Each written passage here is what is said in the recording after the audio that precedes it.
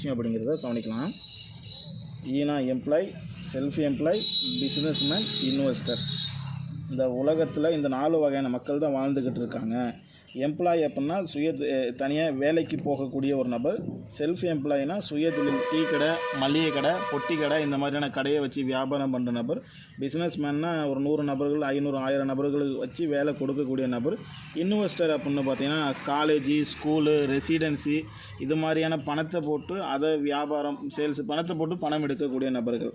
இவங்களோட வாழ்க்கையும் நான் மெர்ஜ் பண்ணுறதுக்கான காரணம் என்ன அப்படின்னா, அரசு பணியாளராக இருந்தாலும் கூட அவர் ஒன் ஆஃப் த எம்ப்ளாய். இன்றைக்கி தப்பாக எடுத்துக்க வேண்டாம், மாவட்ட ஆட்சியாளராக இருந்தாலும் கூட அவர் எம்ப்ளாய் தான், மாற்று கருத்தே கிடையாது. மக்களுக்கான ஒரு சேவகன்.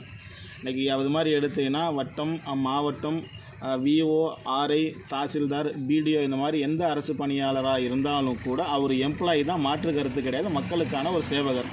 அப்படிங்கும்போது இவர் யார் கேரட்டில் வருவாங்கன்னா, எம்ப்ளாயோட கேரட்டில் தான் வருவாங்க. இவங்க 2 பேரும் ஒரே ரகம், இண்டிவிஜுவல். இன்றைக்கி அரசு பணியாளர் அப்படின்னு பார்த்தீங்கன்னா அவர் ஒரு எம்ப்ளாயி தான். அப்போ அந்த எம்ப்ளாயி அப்படின்னா அவர் வேலைக்கு போனால் அவர் குடும்பத்திற்குள்ள அவருக்கு மட்டும்தான் வருமானம் இருக்குது. இன்னொன்று லிமிட்டட் இன்கம். இன்றைக்கி மாதம் 1 லட்ச ரூபானா 1 லட்சம் தான், 50,000னா 50,000 ரூபா. அதே மாதிரி ஆக்டிவ் இன்கம். அந்த அரசு பணியாளர் வேலைக்கு போய் அந்த வேலையை செஞ்சால் தான் அவருக்கு வருமானம், இல்லைனா அவருக்கு வருமானம் கிடையாது. உழைப்புன்னு பார்த்திங்கன்னா ஒரு 95% இருக்குது, வருமானம்னு பார்த்திங்கன்னா ஒரு 5% தான் இருக்குது. இவங்க எல்லாமே வேலைக்கு போகக்கூடிய நபர்களாக இருக்காங்க. யார் மாவட்ட ஆட்சியாளராக இருந்தாலும் அவரும் ஒரு எம்ப்ளாயி தான், மாற்று கருத்து கிடையாது. மக்களுக்கான ஒரு சேவகன், மக்கள் நியமிக்கப்பட்ட, மக்களுக்காக வேண்டி வேலை செய்யக்கூடிய ஒரு நபராக நியமிச்சிருக்காங்க. ஆனால் இந்த சைடில் இருக்கவங்க என்ன பண்ணுவாங்க அப்படின்னா, அவங்களுக்கு ஒரு டீமு, அவங்களுக்கு ஒரு குழு, அவங்கன்னு ஒரு பிரான்ச்சை உற்பத்தி பண்ணி அதன் மூலயமா வருமானம் சம்பாதிக்கக்கூடிய ஒரு நபராக மாறுறாங்க.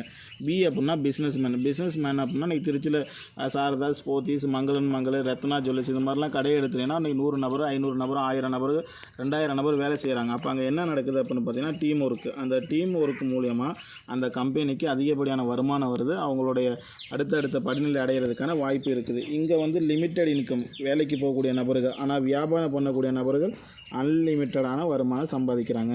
இன்றைக்கி அரசு பணியாளர்கள் ஆகணும் அப்படின்னா நிறையா நபர்களுக்கான ஒரு எண்ணம் என்ன, கவர்மெண்ட் வேலை அப்படின்னா நிரந்தரமான ஒரு வேலை, நிலையான ஒரு வருமானம் அப்படின்ட்டு. அது 2000க்கு முன்னாடி கவர்மெண்ட் வேலைக்கு போன நபர்களுக்கு பென்ஷனு கிடச்சிச்சு, வாரிசு நியமனமும் கிடச்சிது. ஆனால் இன்றைக்கி இருக்கக்கூடிய நபர்களுக்கு பென்ஷனும் கிடையாது, வாரிசு நியமனமும் கிடையாது. அரசு பணியாளர் என்று சொல்லிக்கலாம், அவ்வளோதான், மற்றபடி பெருசாக ஒன்றும் கிடையாது. ஆனால் தொழில் பண்ணால் மட்டும்தான் வாழ்க்கை மாறும் அப்படிங்கிறதுக்காக வேண்டி தான் இன்றைக்கி சொல்லியிருக்கேன். இது ஆக்டிவ் இன்கம், வேலைக்கு போனால் மட்டும்தான் வருமானம். இங்கே பேசிவ் இன்கம், வேலைக்கு போகலைனாலும் இன்றைக்கி வருமானம் வந்துக்கிட்டு இருக்குது. இன்றைக்கி ஒரு உதாரணத்துக்கு சொல்கிறேன், இன்றைக்கி இந்தியாவின் நம்பர் 1 டீலர் வசந்த் அண்ட் கோ அப்படின்னு சொல்கிறோம். அவர் ஐயா கோவிட்டில் தவறி போயிட்டாங்க. அவர் தவறி போனதுனால அவர் குடும்பத்துக்கு வருமானம் போகாமல் இருக்கா அப்படின்னா இன்னும் போய்கிட்டு தான் இருக்குது. ஏன்னா ஒரு பிரான்ச் கிளைகளை உருவாக்கி வச்சுருக்காங்க, மேன் பவரை உருவாக்கி வச்சுருக்காங்க, சேல்ஸ்மேனை அதுக்கான கஸ்டமரை உருவாக்கிக்கிட்டு தான் இருக்காங்க.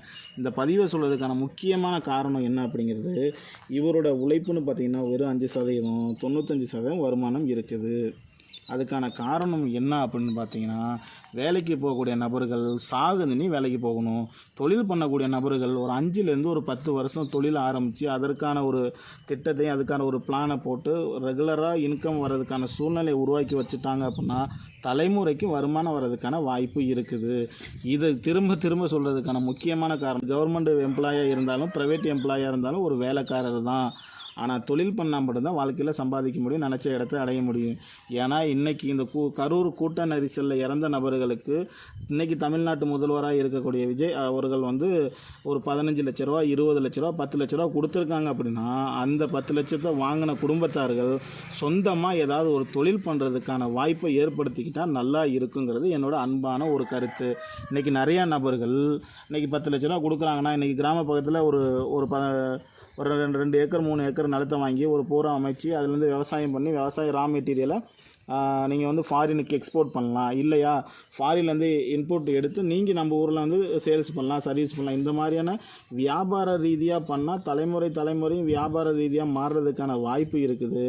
வேலைக்கு போனால் கடைசி வரலுமே வேலைக்காரனாக ஆகிறதுக்கான வாய்ப்பு இருக்குது. இப்போது இன்றைக்கி இந்த கரூர் கூட்ட நெரிசலில் இறந்த நபர்களுக்கு கவர்மெண்ட் வேலை தான் வேணும் அப்படின்னு எதிர்பார்க்குறது என்னோட கருத்து முட்டாள்தனமானதாக இருக்குங்கிறது மாதிரி எனக்கு தோணுது. இது என்னோட கருத்து. ஏன்னா அவங்க கொடுத்த பணத்தை வச்சு தொழில் பண்ணிக்கிங்க, தொழில் மூலிமா வாழ்க்கையில் நீங்களும் முன்னேறுவீங்க, அடுத்த தலைமுறை முன்னேறதுக்கான வாய்ப்பு இருக்குங்கிறத சொல்லி முடிச்சுக்கிறேன். நன்றி, வணக்கம். வாழ்க தமிழ், வளர்க தமிழ்.